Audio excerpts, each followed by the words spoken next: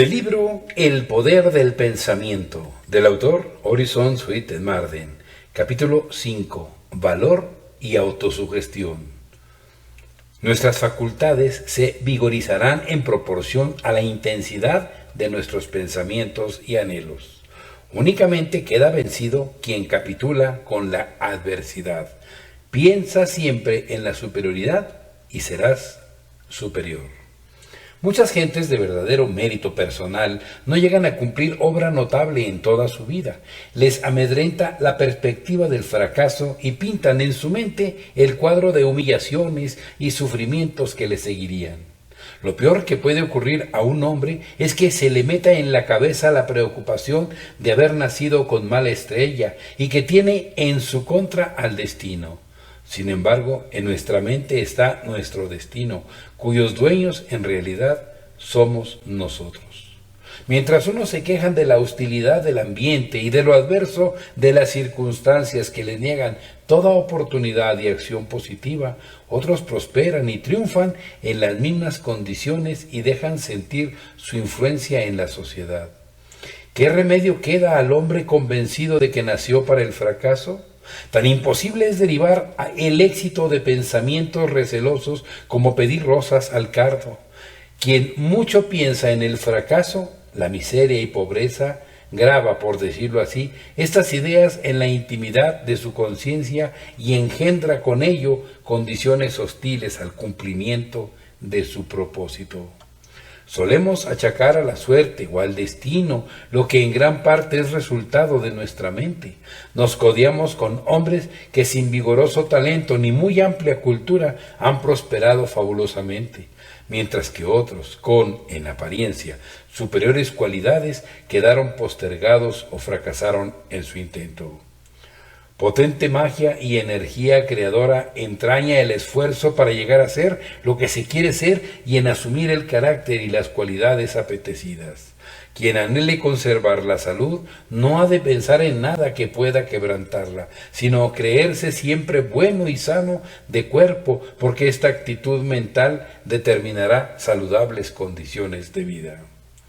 Quien ansíe ser valeroso ha de pensar constantemente en que a nada teme ni nada le sumirá en la cobardía.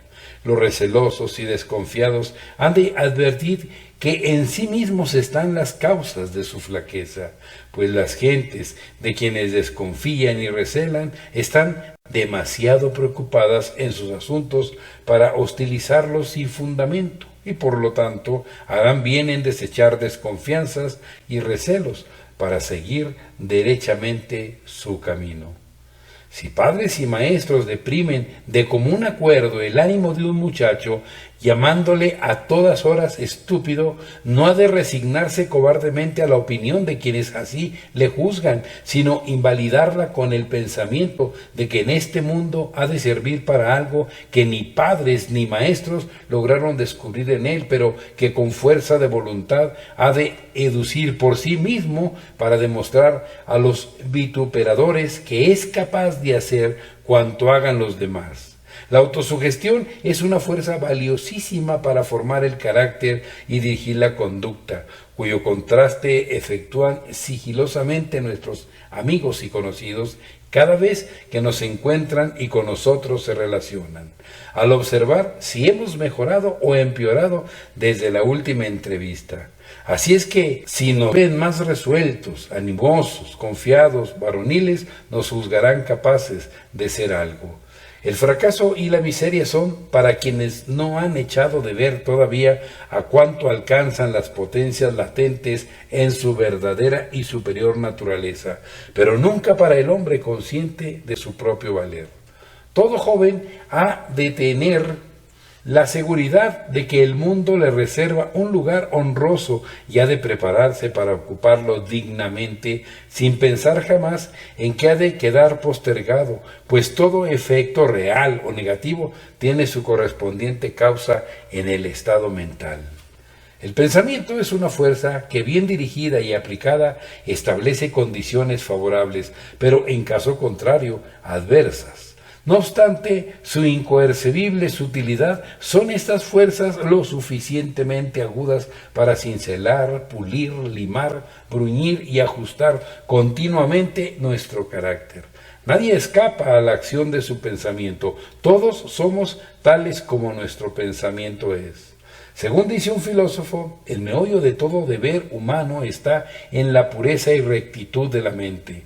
Lo mismo enseñó antes el apóstol San Pablo, al afirmar que los buenos pensamientos tienen sobrada eficacia para rehacer el carácter y mejorar la vida, por lo que siempre hemos de pensar en lo verdadero, honesto, justo, amable, puro y virtuoso.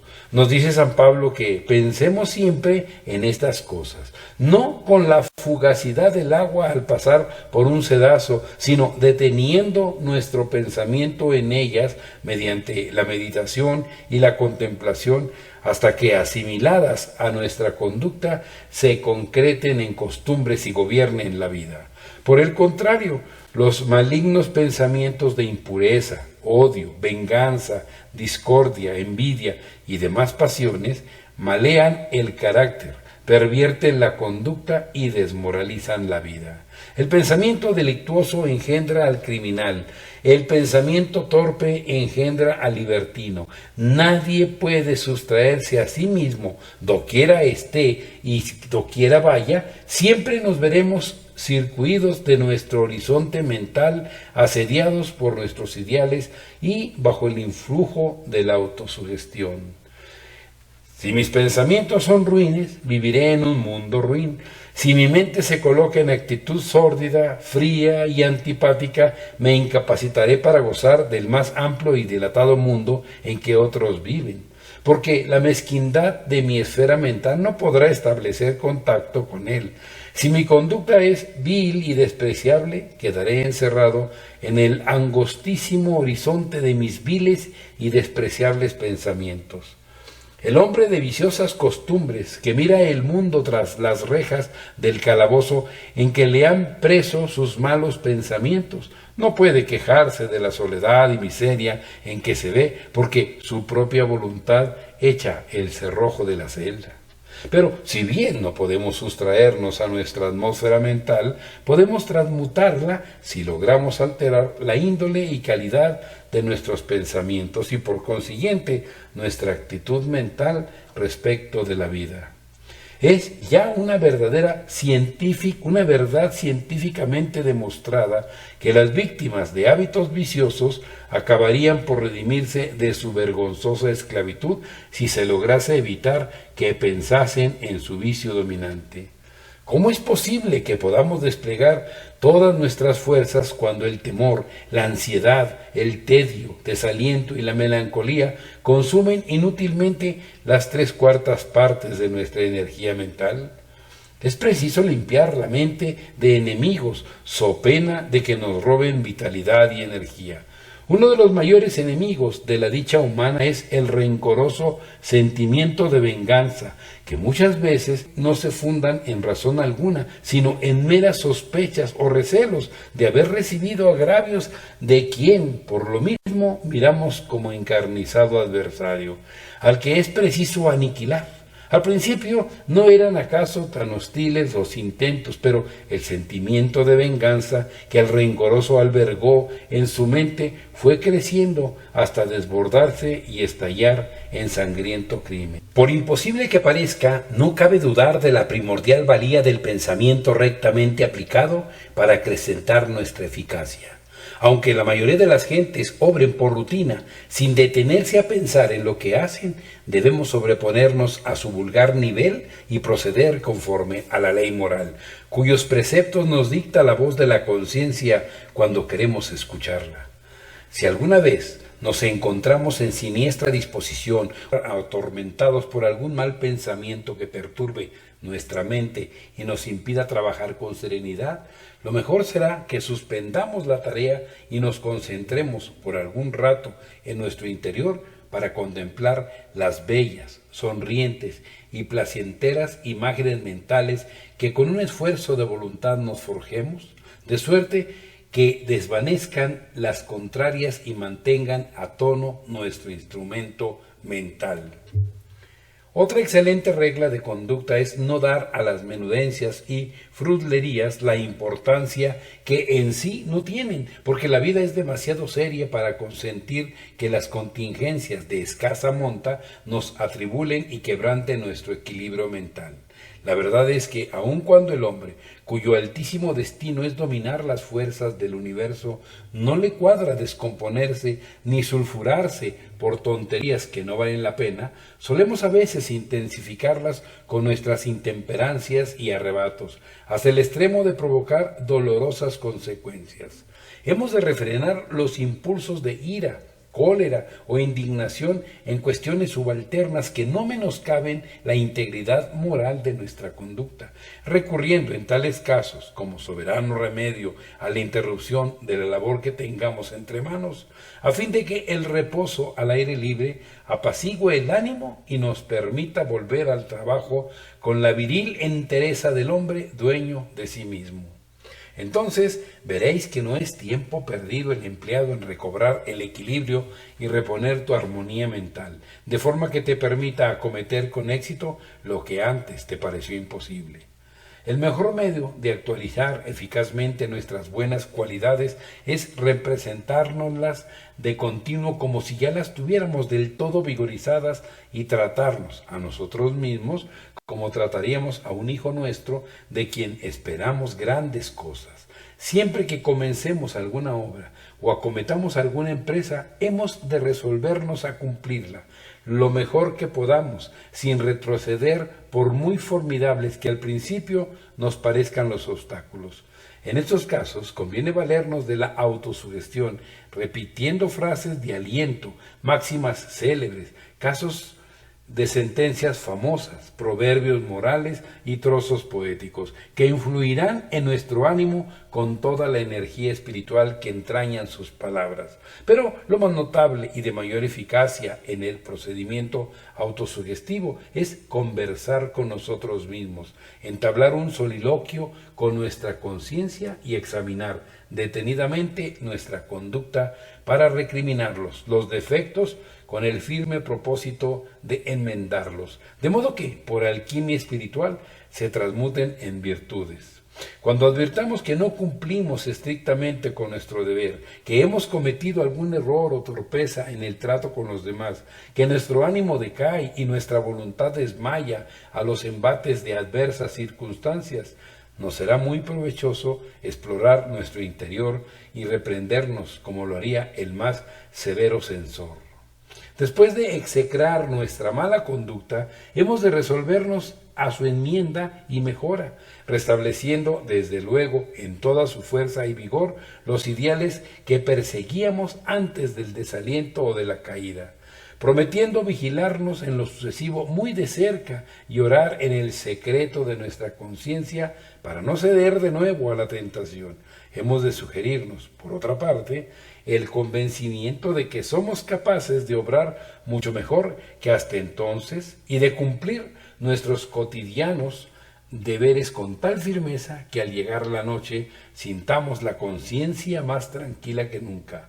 Alentémonos con la esperanza de redención, secundamos las telarañas de la mente y limpiemos el polvo del cerebro para que en nuestros pensamientos no haya ni una mota de impureza y liviandad.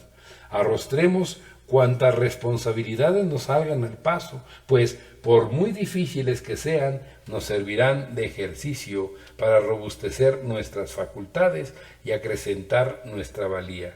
No esquivemos nada de cuanto puede intensificar nuestra virilidad.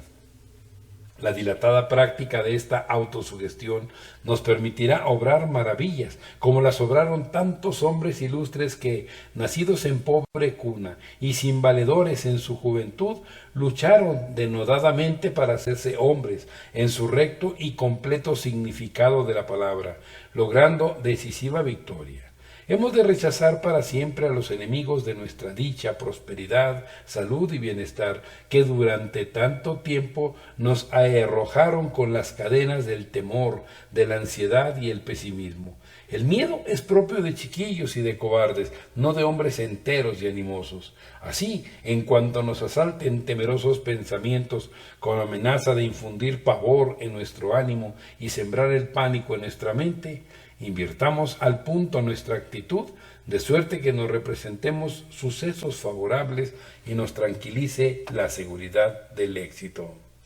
No son la suerte ni el destino los elementos que encumbran a unos y hunden a otros. Como dice Shakespeare, el porvenir de un hombre no está en las estrellas, sino en su voluntad. Únicamente queda vencido quien consiente que le venzan. Es inferior quien por tal se confiesa y resignadamente toma posiciones de inferioridad. Creído de que las altas empresas están guardadas para otros, insensato es el que así procede, porque el mundo se entrega al vencedor, y cuanto de bueno hay en él pertenece a quienes con firme propósito y tenaz determinación la conquistan. No hay potestad alguna que distribuya los bienes entre unos cuantos privilegiados y los subtraiga a la legítima ambición de los que se ven con fuerza para ganarlos. El hombre que consiga henchir su mente de pensamientos placenteros, alentadores, jubilosos y optimistas, resolverá uno de los más intrincados problemas de la vida.